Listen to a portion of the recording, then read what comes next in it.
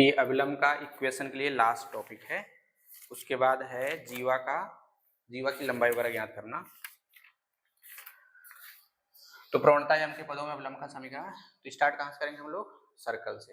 हाँ, फिर सर्कल के लिए अविलंब का समीकरण यम के रूप में क्या होगा, फिर पॉइंट क्या होगा, फिर ऐसे परवलय के लिए अविलंब का समीकरण यम के रूप में क्या होगा, और फिर पॉइंट क्या होगा, और फिर अविलंब होने का कंडीशन क्या होगा। यानी कोई रेखा दिए गए परवलय का अविलंब, कोई रेखा दिए गए परवलय का अविलंब होगा, वृत्त परवलय का अविलंब होगा ना, रेखा वृत्त का अविलंब होगा, रेखा परवलय का अविलंब होगा, रेखा दीर्घवृत्त का अविलंब होगा, रेखा परवलय का अविलंब होगा। पॉइंट क्या आएंगे, यानी किस पॉइंट पर निकलेगा, उसका कंडीशन क्या होगा, उसका समीकरण क्या होगा। तीन चीजें हम लोगों को निकालना है ना। तो पहले हम लोग वृत्त के लिए आते हैं। वृत्त x square plus y square बराबर ए स्क्वायर का बिंदु x1 कामा y1 पर अविलंब।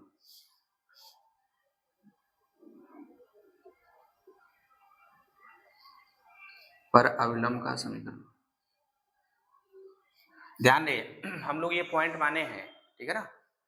वृत्त का बिंदु पर अविलंब का समीकरण, ये पॉइंट हम लोग माने हैं। क्या प्रवणता रूप में है? नहीं ना, हमको वही निकालना है। प्रवणता के रूप में अविलंब का समीकरण क्या होगा और वो पॉइंट क्या होगा, फिर वो कंडीशन क्या होगा कि कोई रेखा जो है वो वृत्त की अविलंब होगी ना। चलो, इस पर अविलंब का समीकरण क्या होता है? x अपान x डैश, वो अच्छा x1 ना, y अपान y1, तेरे गुणा कर लीजिए तो क्या मिलेगा?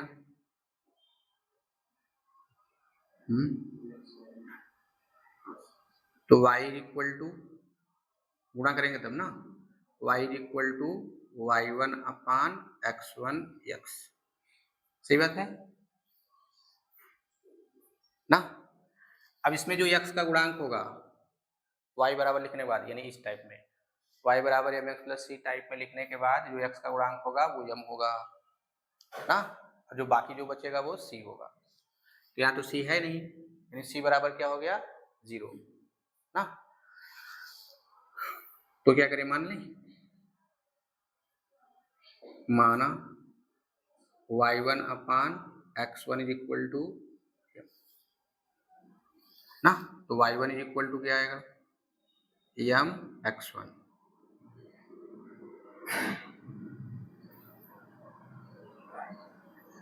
ठीक है, इसको हम लोग बना लेते हैं इक्वेशन 2, इसको बना लेते हैं इक्वेशन 1 ना। इसका डायग्राम थोड़ा बनाइए।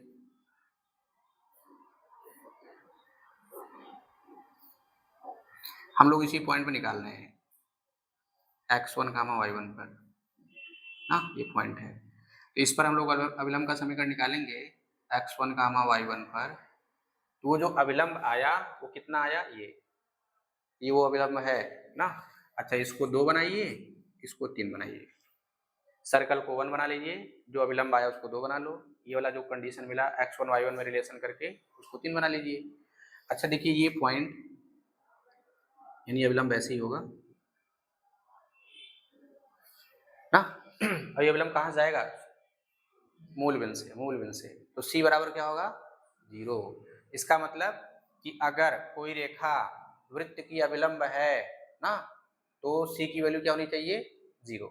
अगर c बराबर 0 हो गया, अविलंब का जो इक्वेशन आएगा अगर उसमें कांस्टेंट टर्म है ही नहीं ना, तो कंडीशन हो जाएगी क्या, यानी c बराबर 0 होने पर रेखा वृत्त की अविलंब होगी।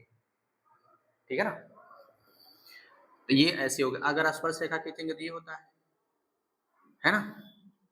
ये पॉइंट, अब ये पॉइंट क्या है, ये निकालना है। ये हमको ये मिल गया। अच्छा, ये वाला जो पॉइंट है वो सर्कल पर स्थित है। अगर हम पॉइंट यहाँ ले ले तो क्या अविलंब खींच पाएंगे? नहीं ना, अविलंब खींच ही नहीं सकते।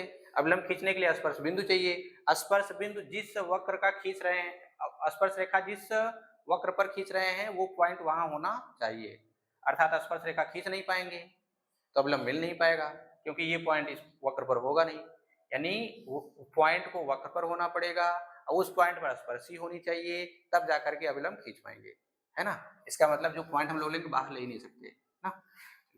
अब यह पॉइंट क्या है, सर्कल पर स्थित है, तो सर्कल को संतुष्ट करेगा ना। या लिखिएगा, क्योंकि बिंदु x1, y1 वृत्त 1 पर स्थित है। जब स्थित है ये पॉइंट इसको संतुष्ट करेगा, क्या मिलेगा, x1 स्क्वायर y1 स्क्वायर बराबर a स्क्वायर। सही है ना। अब क्या करना है, अब देखो समीकरण 3 से, समीकरण 3 से अब ध्यान दे, x1 y1 आपने माना है पॉइंट, यानी दो वैल्यू हो गई, x1 एक अलग हो गई, y1 अलग हो गई, दो वैल्यू है, कम से कम कितने समीकरण, दो समीकरण। देखो एक यहाँ बना है, एक यहाँ बन गया, है ना। ये आपका बना कोऑर्डिनेट ज्योमेट्री के कंडीशन से।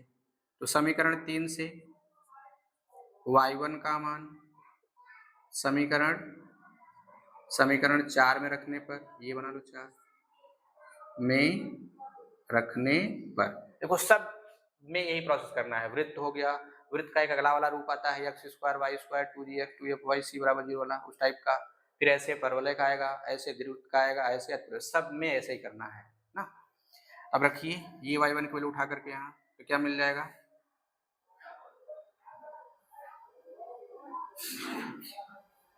तो x1 स्क्वायर क्या आएगा, 1 plus m square a square. तो x1 बराबर क्या आएगा, x1 बराबर क्या आएगा, a बटे करड़ी में 1 प्लस m स्क्वायर ना। वैसे यहाँ देखो प्लस माइनस होना चाहिए ना, हम लोग माइनस क्यों नहीं लेंगे।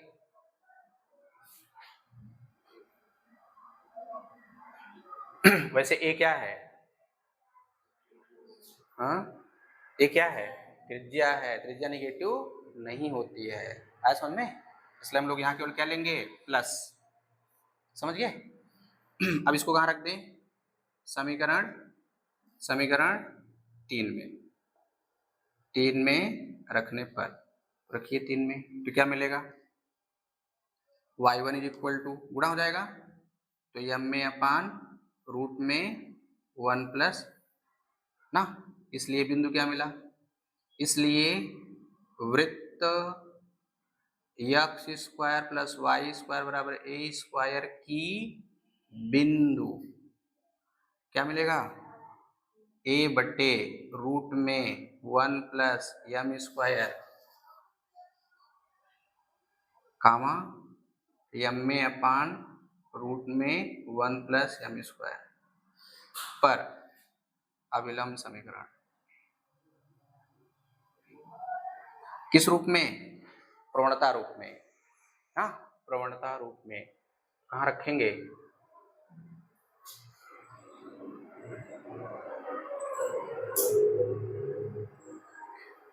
क्या मिल जाएगा, y इक्वल टू,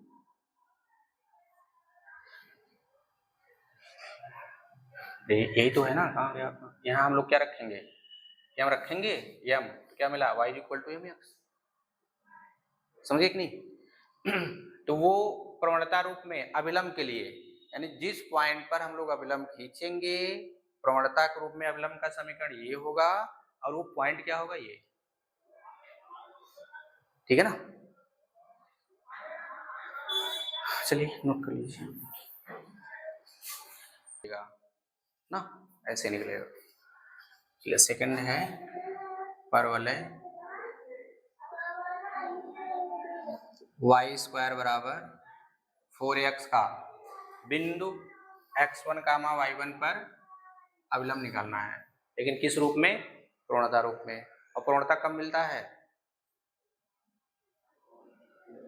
जब रेखा मिलता है ना, जब रेखा मिलेगा तभी जाके प्रवणता का समीकरण मिलेगा, अभी नहीं जब y बराबर mx प्लस c मिलेगा, तो मिलेगा नहीं, लेकिन है क्या, रेखा मिलना चाहिए।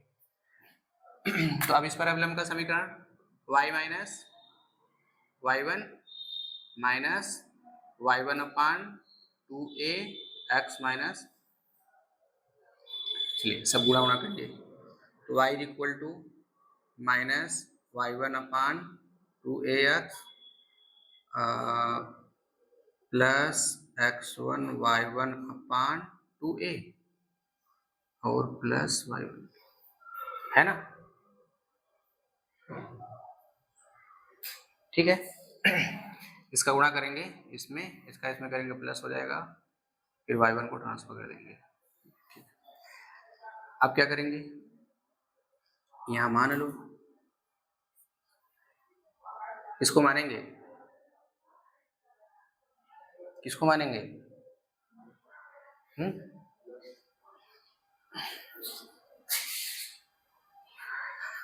जो यक्स का गुणांक होगा उसको मानना है, तभी तो पूर्णता रूप में बनेगा ना। तो यक्स और वाई को छोड़ करके बाकी जो बचेंगे वो सब क्या होंगे, सी होंगे, यानी ये सी की तरह होगा। हम लोग यहाँ मान लेते हैं, माना y1 अपान, अच्छा पूरा मानिए ना, पूरा मानिए।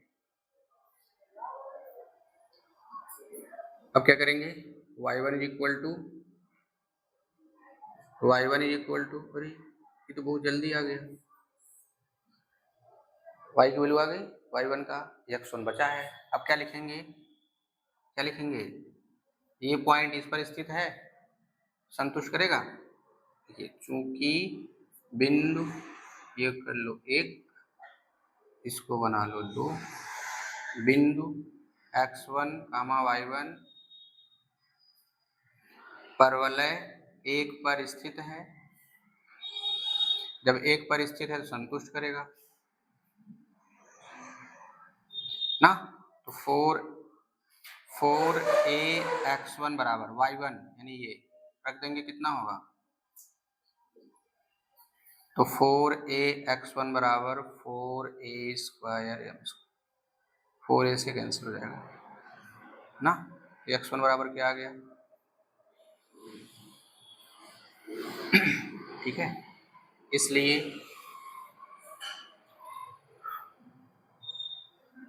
x1 y1 सब आ गए, इसलिए बिंदु am स्क्वायर माइनस 2am, ध्यान दें ये अभिलंब के लिए है ना, परवलय y स्क्वायर बराबर 4x के अभिलंब का समीकरण,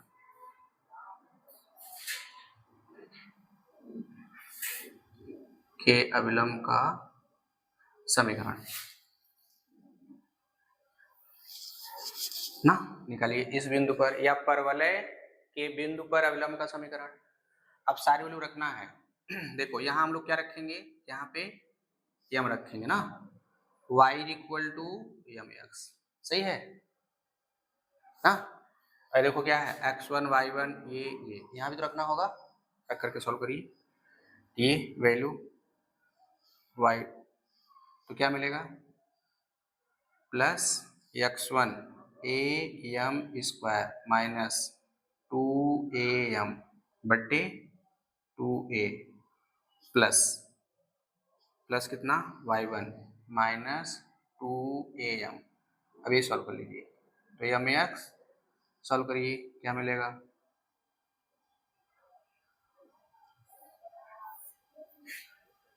ना, ठीक है।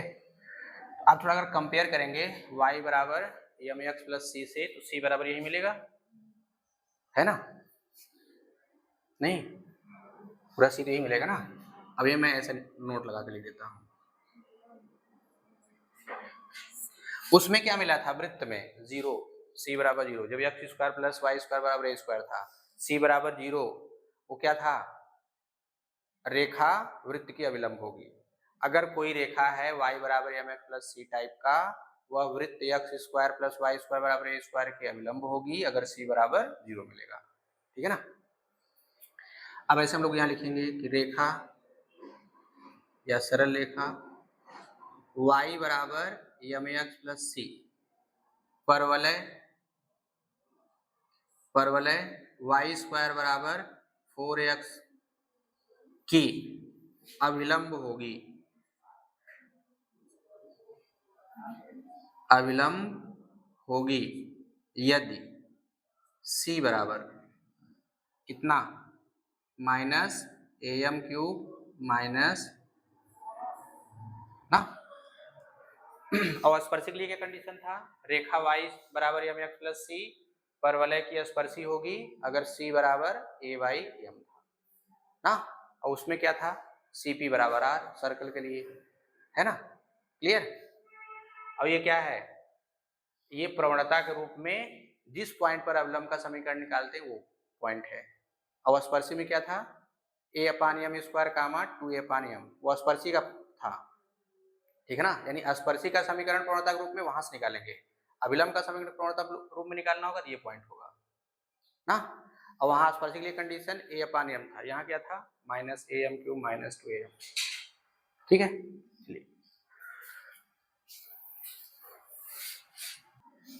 चलिए अब आ गए थर्ड है दीर्घवृत्त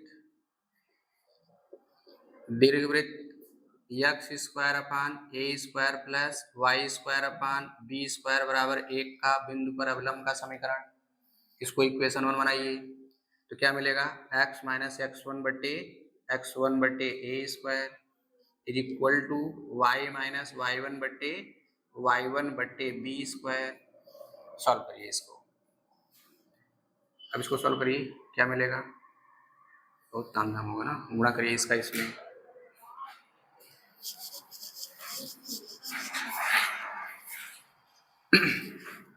हाँ इसको सॉल्व करिए तो।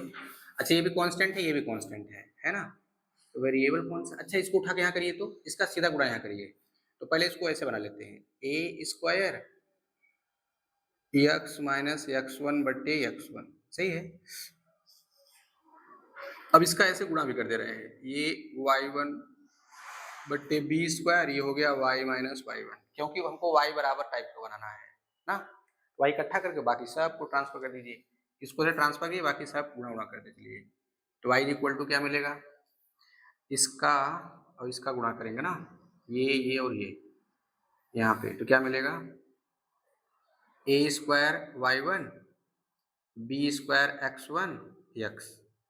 अच्छा इसका गुणा यहाँ जब करेंगे तो कैंसिल हो जाएगा, इसका ये होगा तो क्या मिलेगा माइनस, ये कैंसिल होगा तो minus a square b square y1 ना और प्लस y1, ठीक है ना। हम लोग इधर सब गुणा कर लिए, इसको ट्रांसफर कर, ये बन गया ना। इसको क्या बना देते हैं इक्वेशन 2। अब क्या लिखेंगे, पूर्णता रूप में बनाना है तो x के गुणांक को यम मानना होगा ना, माना ए स्क्वायर y1 बट्टे बी स्क्वायर x1 बराबर, चलिए y1 की वैल्यू निकालना है, y1 की वैल्यू निकाल लो, चलो y1 निकालिए, इसका गुणा करिएगा तो क्या हो जाएगा एम बी स्क्वायर बट्टे ए स्क्वायर x1। अब इसको 3 बना लेते हैं, सही है ना, मतलब आसानी होगा ना लिखने में। अब क्या करेंगे, इसके बाद ये पॉइंट इस पर है, संतुष्ट करेगा चूंकि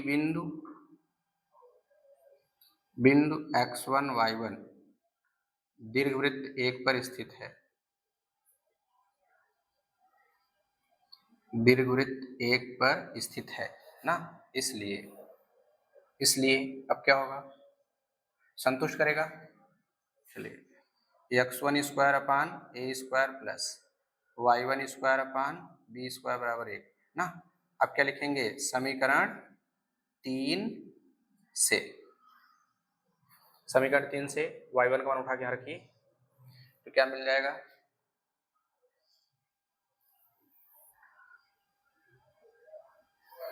रखेंगे यहाँ पे तो हो गया x1 square upon a square plus 1 upon b square लिखते हैं ना, 1 अपान बी स्क्वायर, तो y1 स्क्वायर मतलब ये पूरा, तो क्या मिल जाएगा ये एम स्क्वायर बी पावर 4 बट्टे ये हो जाएगा ए स्क्वायर x1 स्क्वायर बराबर 1 ना, x1 स्क्वायर कॉमन लीजिए तो क्या मिलेगा?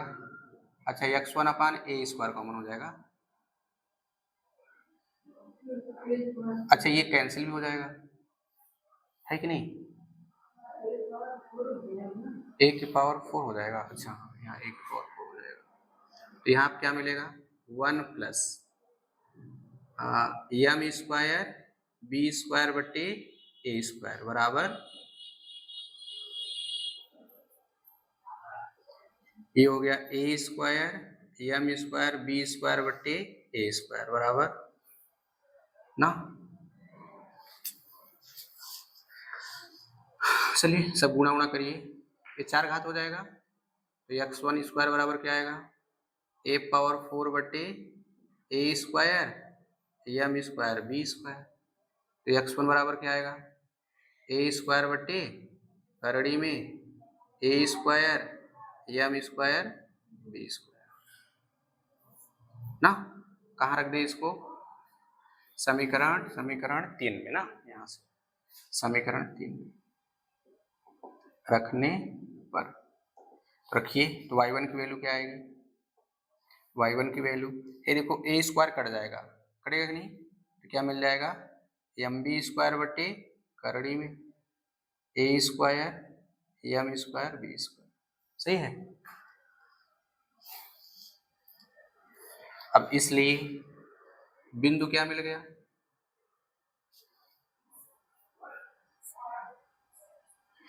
इसलिए बिंदु, अब रखिए, ये हो गया ए स्क्वायर बट्टे square root a square plus m square b square, ये हो गया एम बी स्क्वायर बट्टे करड़ी में a square plus m square b square पर दीर्घवृत्त का अभिलंब समीकरण, अभिलंब समीकरण y इज इक्वल टू, देखिए यहाँ थर्ड वाले से आएंगे ना, नहीं सेकंड वाले से, यहाँ रखिएगा इधर इधर, यहाँ क्या रखेंगे? यहाँ क्या रखना है? m ना, तो क्या मिल गया? M x. कुल मिलाकर के जितने भी निकालेंगे सब में y बराबर एम एक्स प्लस समथिंग ना। अब क्या करना है? ये x1 y1 कुल यहाँ रखिए, यहाँ रखिए, क्या मिलेगा? अच्छा यहाँ से हम लोग y1 कॉमन ले लें क्या? इधर देखिए y1 कॉमन ले लो, अगर y1 कॉमन ले लेंगे तो आपको क्या मिल जाएगा? प्लस 1 माइनस ए स्क्वायर बट्टे बी स्क्वायर ना। अब y1 के स्थान पे क्या रख दें? ये वाली वैल्यू, ये क्या मिल जाएगा? एम बी स्क्वायर बट्टे square root a square m square b square, सही है ना। इसको थोड़ा अगर सिंप्लीफाई करके लिखना हो ना, छोटा सा लिख देते हैं, ये हो जाएगा ए स्क्वायर y1 बट्टे b square x1 x minus plus, ये हो जाएगा 1 minus a square b square y1। अब 2 बना लीजिए, अब सही है। एलसीएम लीजिए, तो क्या मिलेगा?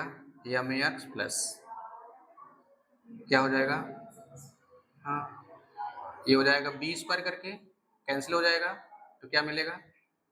B square a square m बट्टे करड़ी में a square m square b square ना। चाहे आप ऐसे याद रखो या तो फिर आप इसको ऐसे कर लो जैसे हम लोग याद रटे थे, माइनस कॉमन ले लीजिए, तो क्या मिल जाएगा? A square minus b square m बट्टे square root a square m square b square ना। तो this is the equation of normal at point x1 y1 in term of slope ना। अब यहाँ नोट कर लेते हैं, नोट में क्या लिखिए? नोट में c की वैल्यू क्या आएगी? यही आएगी, यही कंडीशन हो जाएगा रेखा y is equal to m x plus c दीर्घवृत्त के अभिलंब होने का ना। लिखिएगा रेखा y बराबर एम एक्स प्लस सी दीर्घवृत्त x square upon a square y square upon b square बराबर 1 की अविलंब होगी, 1 की अविलंब होगी यदि c बराबर minus a square b square m square root a square m square b square. और लंब समांतर होने के लिए क्या था, सॉरी स्पर्शी होने की कंडीशन क्या था, रेखा दीर्घवृत्त को स्पर्श करेगी अगर सी स्क्वायर बराबर a square m square plus b square. इसमें चेंज है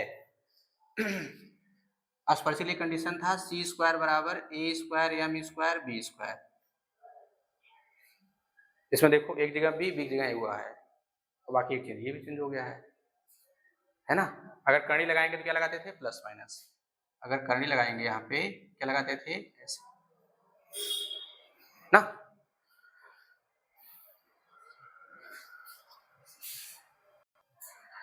चलिए कंडीशन नंबर 4 यानी 4 टाइप का, यहाँ हम लोग क्या लिखेंगे, अतिपरवलय।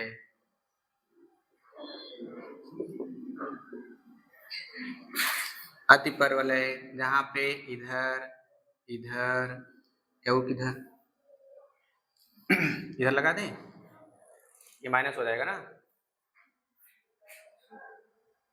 यानी जहां पर देखो जहां b प्लस में था ना वही माइनस कर देना है, ये पूरा मिटा के करें।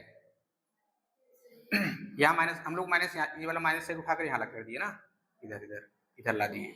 अब क्या करेंगे, जब गुणा करेंगे ये वाला माइनस हो जाएगा, होगा ना, ये वाला कौन सा होगा, प्लस हो जाएगा, है कि नहीं। फिर ये सब प्लस हो जाएंगे, कहानी यहाँ पर भी प्लस वाली हो जाएगी। हम लोग वहां देखो प्लस में ही था, जहां माइनस है वहां प्लस, जहां प्लस था माइनस, ये था ना। अब ये क्या होगा, फिर ये वाला माइनस में होगा, यहाँ क्या आएगा, माइनस में ना। फिर ये खटखट इधर। बाकी साहब कहानी सही है, कहानी सही चल रहा है, कहीं गड़बड़ चलेगा। यहाँ चेंज हो जाएगा ना, अच्छा हाँ यहाँ माइनस हो जाएगा ना, ये माइनस माइनस, यहाँ माइनस, यहाँ पर भी माइनस, ठीक है। ये मिल गया आपको। तो y1 कितना मिल जाएगा, y1 यहाँ भी क्या होगा, माइनस में, यहाँ भी हो जाएगा माइनस में। देखिए कहाँ गया, यहाँ रखेंगे ना, हो जाएगा कि नहीं, ये हो गया। तो पॉइंट क्या मिलेगा, यहाँ भी माइनस में, यहाँ भी माइनस में, ये भी माइनस हो गया, है ना। फिर कहानियां सब पलटने वाली है, यहाँ भी क्या होगा, प्लस हो जाएगा। ये वाली कहानी तो फिट है, यहाँ माइनस तो करेंगे नहीं क्योंकि हम लोग डायरेक्ट वैल्यू रख रहे हैं एम के रूप में। अच्छा यहाँ भी हो जाएगा माइनस में, यहाँ हो गया माइनस में, यहाँ है आपका प्लस में, ये हो जाएगा किसमें, माइनस में ना। यहाँ भी माइनस में, यहाँ प्लस में, यहाँ माइनस में, यहाँ ऐसे, ठीक है। चलिए रेखा अतिपरवलय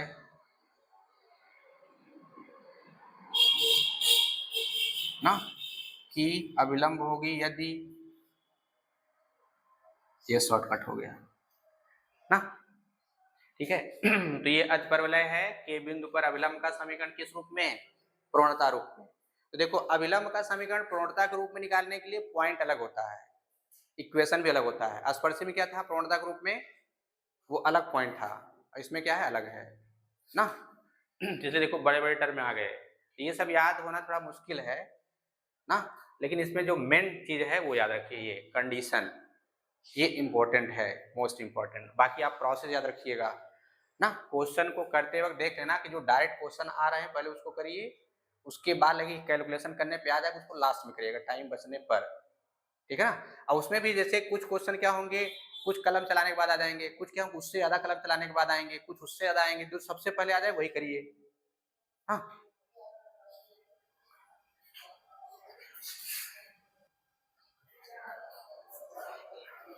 चलिए क्वेश्चन है,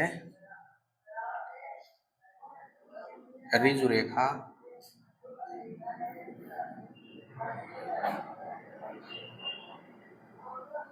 LX plus MY plus N बराबर 0 के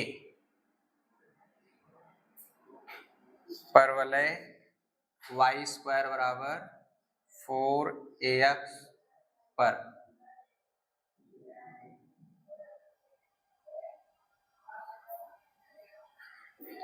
अविलंब होगी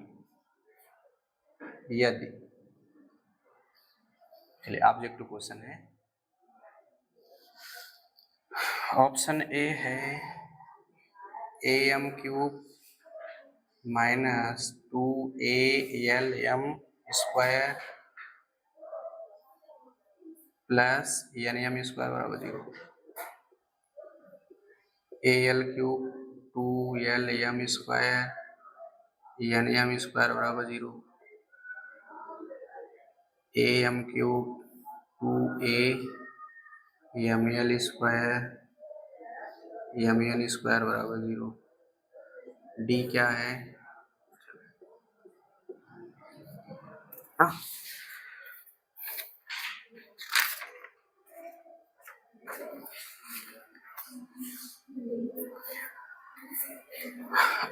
देखो है ना एकदम सिंपल सा। अभी क्या है, ये रेखा है, रिजु रेखा है, मतलब सरल रेखा, परवलय पर अभिलंब है ना, तो कोई सरल रेखा परवलय पर अभिलंब होती है कंडीशन।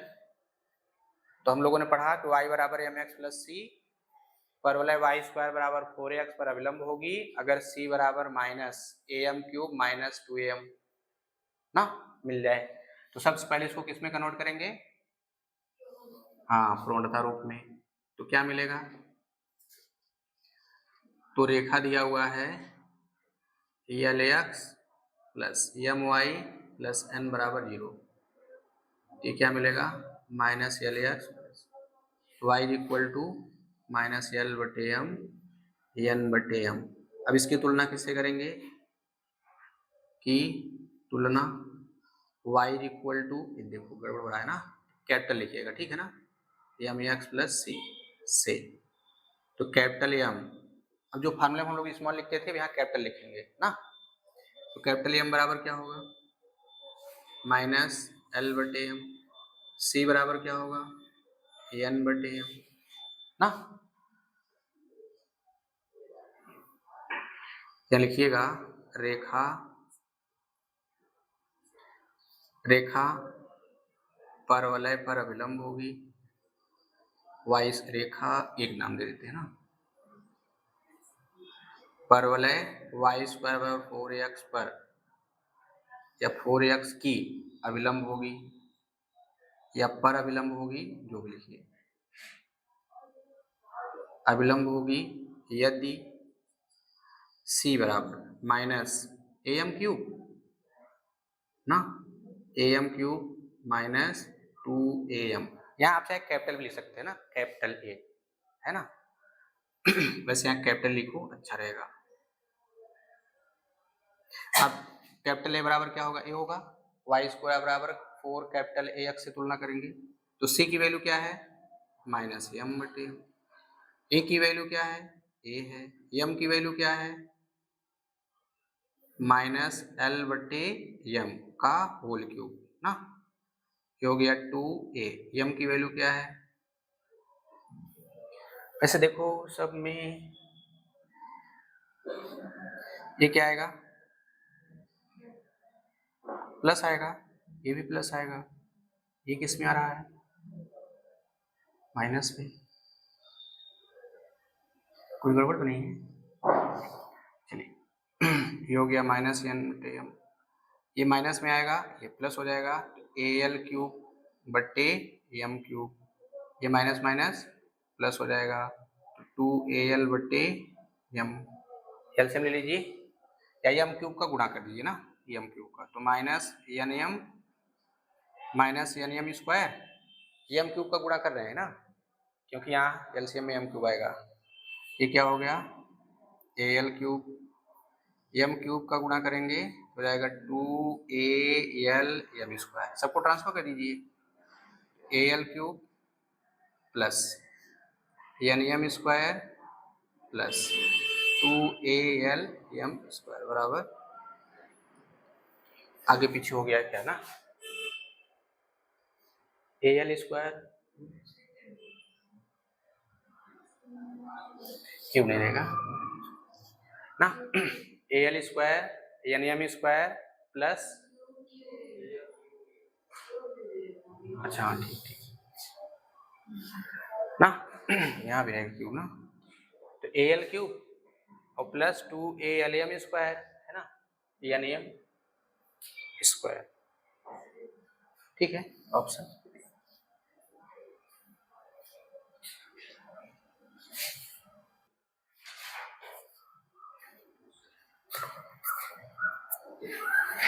नंबर 1 है किसी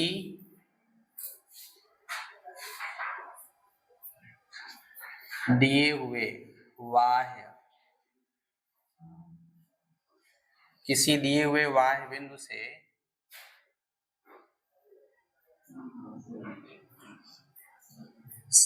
परवलय, अब देखो यहाँ परवलय नाम लिया गया ना, परवलय मतलब कोई भी परवलय, ठीक है ना, जो 4 टाइप के थे चारों में से कोई, किसी दिए हुए बाह्य बिंदु से परवलय पर 3 अभिलंब खींचे जा सकते हैं, 3 अभिलंब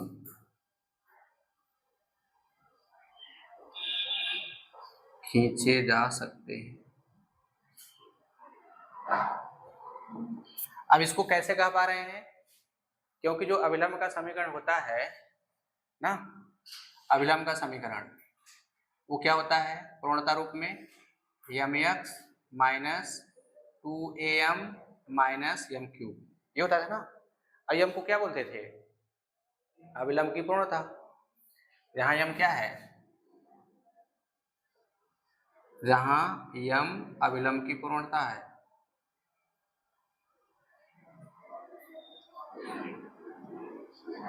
अभिलंब की पूर्णता है, बताओ m में कितनी मैक्सिमम घात है, m की उच्चतम घात कितनी, 3 है, जब 3 है, m की घात 3 है तो कितने मूल होंगे, 3 मूल होंगे, जब 3 मूल होंगे तो 3 मान आएंगे, जब 3 मान आएंगे 3 अभिलंब खींच पाएंगे ना।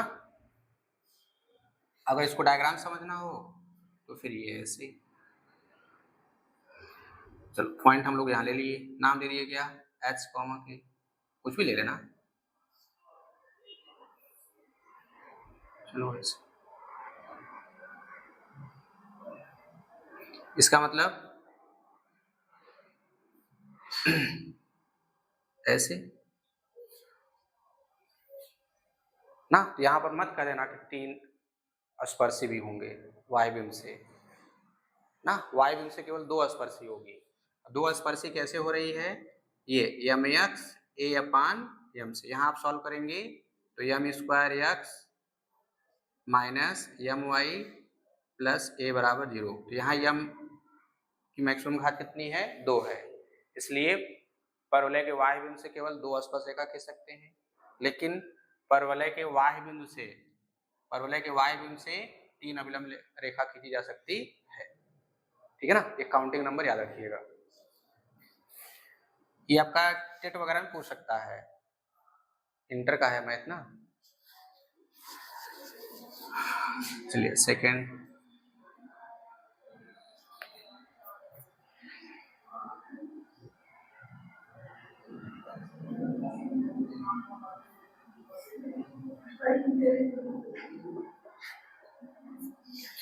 परवलय पर खींचे गए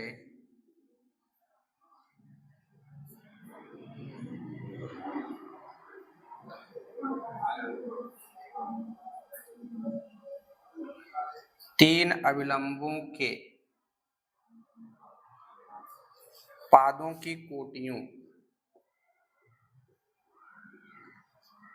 मतलब y की वैल्यू ना, कोटियों का बेजीय योग 0 होता है, 0 होता है, अर्थात y1 plus y2 plus y3 बराबर 0 ना।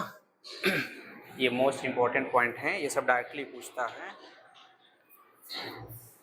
वैसे तो हमको नहीं लग रहा है कभी पूछा है, शायद ना, लेकिन यहाँ से क्वेश्चन बन सकता है, बनने लायक है ना।